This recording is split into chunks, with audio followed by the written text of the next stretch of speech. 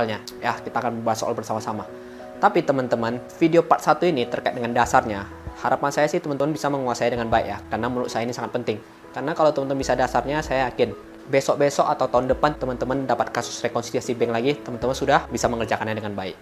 Ya, jadi dasar itu penting banget teman-teman. Sebelum saya berbicara terkait dengan modulnya, seperti biasa teman-teman bisa download di kolom deskripsi terkait dengan modulnya sambil dibaca-baca teman-teman, sambil nonton video ini supaya lebih paham lagi dan mengerti lagi. Oke, yang pertama teman-teman yang ingin saya bahas, kenapa sih kita perlu membuat rekonsiliasi bank? Oke teman-teman, ini saya share sedikit ya. Kita berbicara agak luas sedikit berdasarkan pengalaman saya ya. Tidak semua perusahaan membuat rekonsiliasi bank, bahkan 70% nggak buat rekonsiliasi bank. Ya teman-teman ya, ini di kota saya nggak tahu di kota teman-teman bagaimana, tapi ini menurut pengalaman saya. Jadi dengan kata lain, apabila sebuah perusahaan tidak membuat rekonsiliasi bank, ya nggak masalah sih. Kalau perusahaan membuat rekonsiliasi bank, ya nggak masalah juga, malah bagus. Jadi mungkin itu adalah sebuah pola pikir atau sebuah pandangan yang saya berikan kepada teman-teman ya, supaya nanti kalau teman-teman bekerja di perusahaan jangan heran, wah ini kok nggak ada rekonsiliasi banknya. Seperti yang saya katakan, tidak semua perusahaan membuatnya ya, tapi ada juga perusahaan yang membuatnya. Oke, sampai di situ teman-teman sudah punya gambaran ya. Terus teman-teman bilang nih, ya kalau nggak semua perusahaan buat, ya udah nggak usah dipelajari. Nanti kalau ketemu perusahaan yang membuat, baru saya pelajari saja. Ya, bukan itu inti yang ingin saya katakan teman-teman. Inti yang ingin saya katakan adalah, teman-teman harus tahu, kenapa sih perusahaan itu ada yang membuat rekonsiliasi bank? Apa sih manfaat rekonsiliasi bank ini? Kenapa sih kita disarankan untuk membuatnya? Nah, itu yang ingin saya terangkan kepada teman-teman. Bukan masalah buat atau nggak buatnya, bukan masalah bagus atau nggak bagus ya, tapi at least kita punya gambaran, oh rekonsiliasi bank ini tujuannya untuk ini. Nah itu saja yang ingin saya berikan kepada teman-teman, gambarannya. Oke? Sebelum saya membahas teori lebih jauh lagi, saya ingin teman-teman berhayal, berimajinasi kalau teman-teman ini sebagai seorang akuntan di sebuah perusahaan. Ya, karena kalau teman-teman punya gambaran kalau saya ini seorang akuntan gitu, mungkin lebih mudah mempelajarinya ya. Anggap teman-teman ini bekerja di sebuah perusahaan dan sebagai seorang akuntan. Nah, rekonsiliasi bank ini teman-teman terjadi karena adanya perbedaan antara pembukuan internal dengan pembukuan bank. Nah, kalau saya katakan ada perbedaan, berarti dalam membuat rekonsiliasi bank ini kita ada dua sumber data. Yang pertama ada pembukuan internal kita atau jurnal bank kita yang kita buat sendiri, dan ada rekening koran. Rekening koran ini apa? Adalah pencatatan bank teman-teman. Ya, biasanya itu mereka kasih kita catatan-catatan transaksi kita selama 1 bulan. Itu yang dinamakan dengan rekening koran. Kalau teman-teman punya rekening BCA, rekening Mandiri, teman-teman minta saja transaksi selama 1 bulan terakhir, yaitu namanya rekening koran teman-teman ya. Jadi kita kembali lagi teman-teman, laporan rekonsiliasi bank ini terjadi karena adanya perbedaan antara pembukuan internal kita, jurnal bank internal kita dengan pembukuan bank atau rekening koran bank. Nah, ada terjadi perbedaan di sini teman-teman. Tujuan kita membuat rekonsiliasi teman-teman adalah untuk menyesuaikan kedua pembukuan ini teman-teman. Nah, jadi kedua pembukuan ini harus kita sesuaikan teman-teman ke data yang paling benar. Nah, ke data yang paling benar. Bukan ke data pembukuan internal ataupun pembukuan bank. Bukan pola pikirnya tuh harus kita sesuaikan ke pembukuan internal lah, karena kan itu kita yang catat, pasti kita paling benar. Enggak begitu teman-teman. Bukan juga mengatakan bahwa kita harus menyesuaikannya ke pembukuan bank, karena bank itu kan pakai sistem, nggak mungkin salah. Jadi kita harus sesuaikan dengan bank 100%. Nggak gitu juga teman-teman ya. Tapi yang kita sesuaikan itu adalah berdasarkan data kita yang kita percaya yang paling benar. Nah itu teman-teman, makanya kita menyusun laporan rekonsiliasi bank. Jadi dengan kata lain teman-teman, sebelum menyusun laporan rekonsiliasi bank, kita harus punya dua data, yaitu jurnal pembukuan internal kita dan rekening koran atau catatan pembukuan menurut bank. Oke, sampai di situ sudah paham teman-teman ya, kenapa kita harus membuat rekonsiliasi bank ya, untuk menyesuaikan kedua pembukuan ini ke data paling benar. Oke, sebelum kita masuk ke tahap-tahapnya, poin-poin apa saja sih yang bisa membuat kedua pembukuan ini berbeda? Tentu ada mayoritas faktor-faktor yang menyebabkan kedua pembukuan ini berbeda. Kita mulai dulu dari perusahaan atau dari pembukuan internal. Biasanya pada pembukuan internal ada beberapa poin teman-teman ya. Kita mulai dari yang pertama dulu. Yang pertama adalah terkait dengan transfer dari buyer yang tidak diketahui oleh perusahaan. Ini yang pertama saya taruh di samping. Kenapa sih faktor ini mempengaruhi pembukuan internal kita? Nah, pembukuan internal kita teman-teman, pembukuan yang kita catat, itu kita catat berdasarkan informasi yang kita terima dari buyer. Ya, kalau buyer bilang, halo saya sudah transfer dananya, maka kita catat di pembukuan kita, kan begitu. Kalau misalnya nih, saya jual barang ke teman-teman bilang bayarnya bulan depan, tapi rupanya besoknya teman-teman transfer ke saya, tapi teman-teman nggak bilang ke saya. Apakah saya bisa tahu? Tentu saya tidak bisa tahu, tentu saya tidak mencatatnya. Nah, kalau saya tidak mencatat, apa impact teman-teman? Tentu nilai saldo pembukuan bank saya yang saya catat dengan rekening koran yang keluar dari bank di akhir bulan akan berbeda. Nah, inilah faktor pertama yang saya katakan teman-teman. Faktor ini yang membuat perbedaan bagi perusahaan. Oke, sudah dapat gambarannya teman-teman ya. Kita masuk ke faktor kedua teman-teman. Apalagi sih faktor-faktor yang mempengaruhi perbedaan ini teman-teman bagi perusahaan? Faktor kedua adalah cek kosong. Teman-teman mungkin sudah punya gambaran ya terkait cek, giro. Kalau belum pernah diajari atau belum punya gambaran, saya akan menjelaskan sedikit secara singkat. Cek atau giro itu adalah selembaran kertas dari bank. Biasanya dia berbentuk buku yang bisa dikoyak-koyak ya. Dia bentuk petak persegi panjang itu. Teman-teman bisa lihat formatnya di Google. Tujuan dibuat cek dan giro ini apa? Untuk mencairkan dana atau memindahkan dana atau transfer dana. Tapi bedanya itu, dia itu biasa ditulis tangan ya teman-teman ya. Di cek itu nanti tertulis jelas teman-teman. Kalau dia cek dicairkan langsung pada orang pribadi ya biasa dikosongi ya. Tapi ditulis nominalnya. Kalau kepada perusahaan nanti diisi nama dan nomor pemilik rekeningnya. Terus nanti ada lagi total uangnya berapa juta, ditulis terbilangnya. Nah, terus ada namanya tanggal jatuh tempo teman-teman. Khusus giro ya, khusus giro. Nah, tanggal jatuh tempo itu berarti tanggal pada saat giro itu bisa dicairkan. Ya, misalnya hari ini 1 Januari, saya tulis tanggal gironya itu 20 Januari. Maka meskipun teman-teman terima gironya pada 5 Januari, teman-teman bisa mencairkannya pada saat 20 Januari. 5 Januari meskipun sudah pegang fisiknya, tidak bisa dicairkan teman-teman. Oke, jadi ada tanggal jatuh tempo dan tentu ada kolom tanda tangan ya teman-teman ya. Tanda tangan pemilik giro atau cek. Ini mungkin sekilas gambaran terkait giro dan cek. Terkait detailnya mungkin teman-teman nanti bisa cari di Google ya. Saya kasih tahu gambaran saja. Saya ingin menggarisbawahi terkait dengan tanggal jatuh tempo. Nah, misalnya nih, saya jual barang kepada teman-teman seharga 10 juta. Teman-teman bayar saya melalui giro per tanggal 1 Januari ya. Jatuh tempo giro itu tanggal 20 Januari. Kita seragamkan saja. Tanggal 1 Januari, teman-teman kasih saya, saldo rekening teman-teman masih 10 juta. Masih di atas 10 juta lah kita katakan ya. Kan giro ini 10 juta nih. Rupanya pada saat tanggal 20 Januari, ya, saldo giro teman-teman tuh 9.500.000. Sedangkan saya pegang giro teman-teman sebesar 10 juta. Saya mau cairkan uangnya nih. Rupanya saldo teman-teman nggak cukup. Kena tolak lah gironya. Nah, tolakan giro inilah dinamakan dengan cek kosong. Ya teman-teman ya. Jadi, kita balik lagi ke case kedua yang terkait dengan cek kosong. Asumsinya, teman-teman sudah bayar saya sebesar 10 juta dalam bentuk giro. Saya catat di jurnal bank saya. Kas di bank pada, misalnya dikatakanlah pada penjualan. Ya kan? 10 juta dalam bentuk giro. Nomor giro berapa atau nomor cek berapa. Rupanya nih, kena tolak di rekening korannya, ya kan? Berarti uangnya itu masuk keluar lagi. Pertama setoran clearing masuk dia, terus keluar lagi. Sedangkan di jurnal pembukaan internal saya, uang saya bertambah. Sedangkan uang bank saya itu tetap, karena dia masuk keluar lagi teman-teman. Pertama masuk bertambah 10 juta, terus ditarik lagi, kena tolak lagi 10 juta. Jadi nggak bertambah apa-apa.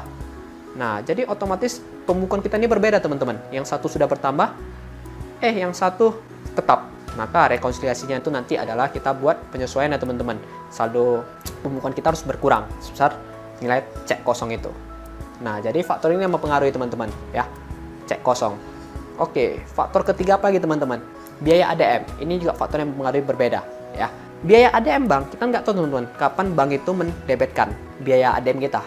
Jadi kita di pembukuan internal itu nggak catat teman-teman, nggak catat biaya ADM karena kita nggak tahu kapan didebetkan, nggak tahu juga berapa biayanya. Sedangkan pada saat rekening koran datang sudah terdebet biaya ADM sebesar biaya ADM-nya lah, misalnya 15.000. Maka seharusnya itu ketika direkonsiliasikan pembukuan internal kita itu nilainya tuh saldonya itu harusnya berkurang sebesar biaya ADM. Ya teman-teman ya. Selanjutnya apa lagi teman-teman yang mempengaruhi perusahaan? Pendapatan teman-teman, pendapatan bunga ya. Kita dapat pendapatan bunga nih teman-teman atas kita menabung ya. Di rekening koran bank sudah dicatat teman-teman berapa bunga yang kita dapat 1 bulan ini. Sedangkan di pembukuan internal kita belum catat teman-teman. Kenapa belum catat? Ya kita mana tahu, karena kan itu perhitungannya itu menurut suku bunga. Kita nggak tahu, jadi kita nggak catat. Otomatis teman-teman pembukuan bank sudah bertambah saldonya ya. Sedangkan pembukuan internal belum, masih tetap. Maka rekonsiliasinya nanti kelaknya adalah menurut pembukuan harus bertambah teman-teman sebesar pendapatan bunganya. Nah, jadi sebenarnya ini 4 faktor utama teman-teman yang membuat adanya perbedaan saldo antara pembukuan internal dengan rekening koran bank. 4 faktor ini. Dan 4 faktor ini tentu tidak bisa kita ketahui langsung ya. Harus kita bandingkan kedua pembukuan ini baru bisa nampak teman-teman ya. Selain itu teman-teman masih ada faktor-faktor lain teman-teman. Tapi ini kebanyakan lebih ke kesalahan akuntingnya. Misalnya nih akuntingnya ada store tunai. Dia lupa catat di pembukuan bank internal. Sedangkan pada saat rekening korannya datang nampak tuh ada setoran tunai, jadinya saldonya berbeda. Ataupun akuntingnya ada tarikan tunai nih, ada narik uang dari bank, tapi dia lupa catat. Pada saat rekening korannya datang, tentu rekening korannya itu saldonya sudah berkurang, sedangkan saldo pembukuan internal masih bersifat tetap. Nah, jadi hal itu juga mempengaruhi perbedaan teman-teman ya. Kita masuk teman-teman ke dampak bagi bank. Di bank ada apa saja teman-teman? Sebenarnya di bank itu cuma ada 2 poin saja teman-teman. Ini poin utamanya. Yang pertama adalah setoran dalam perjalanan. Kalau teman-teman punya bank, teman-teman setornya di sore hari, itu biasa itu tercatat di keesokan harinya. Ya. Nah, kalau pas-pas pula di akhir periode kita setornya di akhir hari, tentu menurut pembukuan internal kita, saldo kas bank kita kan sudah bertambah teman-teman. Karena kan anggapan kita kan kita sudah setor uangnya. Berarti bank kita harusnya sudah bertambah. Sedangkan di bank belum mencatat teman-teman. Kenapa? Karena dia mencatatnya keesokan hari. Sedangkan kita tutup buku itu per 1 bulan, per tanggal 31 misalnya. Di tanggal 31 kita store. Di bank catatnya tanggal 1. Sedangkan kita tutup buku tanggal 31. Di pembukaan internal kita asumsinya sudah mencatat ya teman-teman. Sudah masuk uangnya di bank. Rupanya bank itu mencatatnya tanggal 1. Jadi ini ada ketidakbalancean teman-teman. Ya. Ketidaksamaan, karena yang satu mencatat lebih lama lagi. Otomatis bank ini harus menambah teman-teman, karena pembukuan internal kita sudah bertambah, sudah menambah ya. Jadi kalau ada setoran dalam perjalanan itu akan menambah saldo rekening koran, saldo bank di laporan rekonsiliasi teman-teman ya. Oke, yang kedua apa teman-teman? Yang kedua adalah cek yang beredar. Nah, apa sih cek yang beredar itu? Misalnya nih teman-teman ya, saya membeli barang kepada teman-teman seharga 10 juta. Tanggal 1 saya beli. Saya kasih giro, jatuh temponya tanggal 28 bulan 1. Ini kan masih tanggal 1 nih. Saya kasih. Nanti cairkannya tanggal 28 ya. Teman-teman bilang, "Oke, saya kasih gironya." Otomatis ketika saya kasih giro itu di jurnal bank saya, jurnal bank internal, saya sudah catat nih teman-teman. Pembelian pada kas di bank. Karena saya anggap tanggal 28 teman-teman bakal cairkan. Jadi kas di bank saya harusnya tanggal 28 sudah keluar uang sebesar 10 juta. Rupanya sampai tanggal 28 teman-teman kelupaan untuk mencairkan giro tersebut. Ya, teman-teman lupa nih. Jadi teman-teman cairkannya itu di bulan depan. Sedangkan pembukuan bank saya sudah saya catat nih, sudah menurun ya. Karena teman-teman belum cairkan, maka saldo di bank saya, saldo di rekening koran saya masih tetap teman-teman. Ya, masih tetap karena belum dicairkan, belum dibayar asumsinya. Jadi ini kan nggak beres nih teman-teman, nggak beres dia kan. Jadi otomatis laporan rekonsiliasi bank, saldo di rekening koran saya harus berkurang teman-teman. Ya, harus berkurang supaya dia balance. Nah, cuma 2 poin itu saja teman-teman untuk bank ya. Poin pertama itu setoran dalam perjalanan, yaitu kan menambah bank. Poin kedua adalah cek yang beredar, dia akan mengurangi bank sesuai dengan alasan yang saya jelaskan tadi ya. Poin-poin ini yang setelah kita buat ini tujuannya apa? Untuk mencapai yang paling real, seperti yang saya katakan tadi, sesuai dengan data yang kita punya ya teman-teman ya. Di luar dari sini ada masih banyak teman-teman, tapi ini yang utama teman-teman yang akan kita pelajari. Dan intinya itu baik lagi teman-teman ke bagaimana pembukuan kita itu bisa kita sesuaikan antara pembukuan kita sendiri internal dengan pembukuan dari rekening koran bank ya. Bisa kita sesuaikan kedua rekening ini, perbedaannya itu kita cari. Setelah dapat perbedaannya, kita identifikasikan, kita analisa dan kita catat dan kita sesuaikan ke yang paling benar. Oke teman-teman ya. Poin-poinnya sudah selesai, alasan kita mempelajari rekonsiliasi bank juga sudah selesai. Kita masuk ke tahapan penyusunannya teman-teman ya. Sebelum itu teman-teman saya ingin menjelaskan teman-teman. Ini berpengaruh dengan video kita selanjutnya ya. Kalau teman-teman pernah lihat rekening koran bank, kalau ada uang masuk dia mencatat di kredit, kalau ada uang keluar dia mencatat di debit. Nah, mungkin teman-teman mau bertanya nih, kenapa sih bisa begini? Oke, saya akan jelaskan kepada teman-teman. Pencatatan bank tidak sama dengan pencatatan kita teman-teman. Kalau kita mencatat bertambah uang kan di debit kan, berkurang di kredit kan. Kas bertambah di debit, berkurang di kredit. Kalau bank, dia itu mencatat berdasarkan sudut pandang bank, bukan sudut pandang kita ya teman-teman ya, perusahaan ya. Jadi, kalau teman-teman menyetorkan uang ke bank, asumsi saya bank lah ya, teman-teman yang menyetor uang pada saya 500.000 misalnya, teman-teman kasih saya uang 500.000. Saya melihat hal ini, kasus ini, transaksi ini, bahwa teman-teman memberi saya uang untuk saya titip. Berarti dengan kata lain, saya punya utang kepada teman-teman. Ya, maka saya catat kas pada utang. Nah, utang ini di mana? Di kredit. Makanya itu ketika uang teman-teman bertambah, saya catat di kredit sebesar 500.000. Nah, ketika teman-teman tarik 200.000 misalnya, saya mencatatnya adalah utang pada kas. Utang di debit. Maka dengan kata lain, kalau teman-teman setor uang di bank itu catatnya di kredit. Kalau teman-teman tarik uang di bank itu dicatatnya di debit. Ya, di rekening koran ya, catat di debit. Ya. Nah, jadi mungkin ini sedikit edukasi untuk teman-teman supaya teman-teman mengerti ya. Kenapa sih kalau rekening koran itu uang bertambah malah di kredit ya kan? Kalau berkurang malah di debit. karena pencatatannya melalui sudut pandang bank. Ya, sedikit informasi kepada teman-teman nih ya. Kita lanjut teman-teman ke proses tahap penyusunan laporan rekonsiliasi bank. Wah, panjang ya teman-teman. Gimana sih cara menyusun rekonsiliasi bank? Nah, kalau teman-teman belajar di lembaga pendidikan, teman-teman akan melalui 2 tahap saja teman-teman. Tahap akhir, nanti akan saya jelaskan ya. Sedangkan karena teman-teman belajar di video saya, teman-teman akan melewati 4 tahap teman-teman. Waduh, lebih capek dong.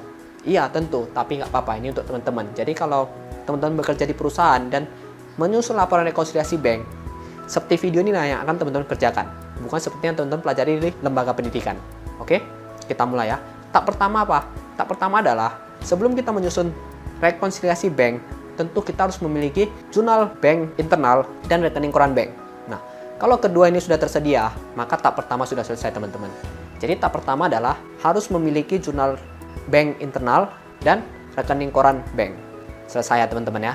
Tahap kedua apa teman-teman? Tahap kedua adalah kita harus mencari perbedaan, mengidentifikasi, menganalisa teman-teman. Kedua pembukuan ini. Kita cari perbedaannya. Setelah kita cari perbedaannya, baru kita identifikasi masalahnya teman-teman.